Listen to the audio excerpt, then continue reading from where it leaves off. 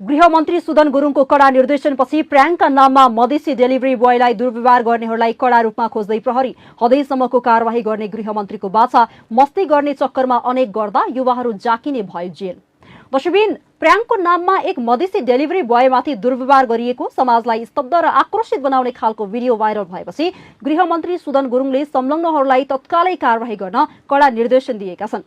गृहमन्त्री गुरुङले यस्तो हरकत गर्नेहरूलाई हदैसम्मको कानूनी कारवाही गर्न निर्देशन दिइसकेको जानकारी गराएका हुन्। गृहमन्त्रीले फलो नेपाल टाइम्सका इन्स्टाग्राम अकाउन्टमा पोस्ट गरिएको उक्त भिडियोमा कमेन्ट गर्दै लेखेका छन्, निर्देशन दिइसकिएको छ, यस्तो किसिमको दुर्व्यवहार गर्ने र प्र्याङ्क गर्नेहरूलाई हदैसम्मको कारवाही हुन्छ।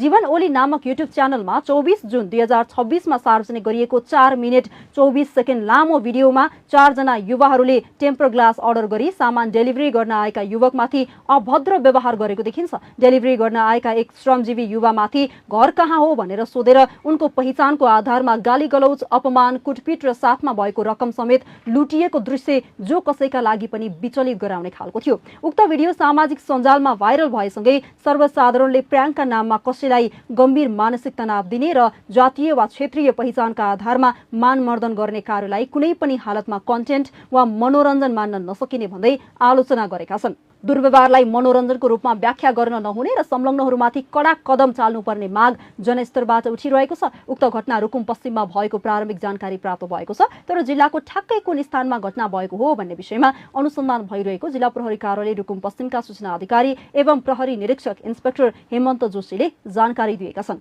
उनका अनुसार उक्त युट्युब च्यानलले यसअघि पनि प्रहरीको नाम दुरुपयोग गरेर विभिन्न सामग्रीहरू निर्माण गरेको पाइएको छ। पछिल्लो भिडियोमा प्र्याङ्कको बहानामा अक्षम्म दुर्व्यवहार गरिएको देखिएकाले संलग्नहरूलाई कानूनी दायरामा ल्याउन सघन रूपमा खोजी भइरहेको इन्स्पेक्टर जोशीले बताएका छन्। प्र्याङ्क गर्ने नाममा कुनै पनि जाति, वर्ग, लिङ्ग वा समुदायलाई होच्याउने, जिस्क्याउने र उनीहरूको आत्मसम्मानमा ठेस पुर्याउने अधिकार कसैलाई पनि हुँदैन। मनोरञ्जनको नाममा कसैको श्रम र जातीय वा क्षेत्रीय पहिचानको खिल्ली उडाउनु विकृत मानसिकताको उपज हो, जसले समाजमा आपसी अविश्वास र घृणा मात्र फैलाउँछ। कुटपिट, गालीगलौज र लुटपाट जस्ता गम्भीर विषयलाई प्र्याङ्कको लेभल लगाएर उम्किन पाइँदैन र मनोरञ्जनको पनि एउटा सीमा र मर्यादा हुन्छ।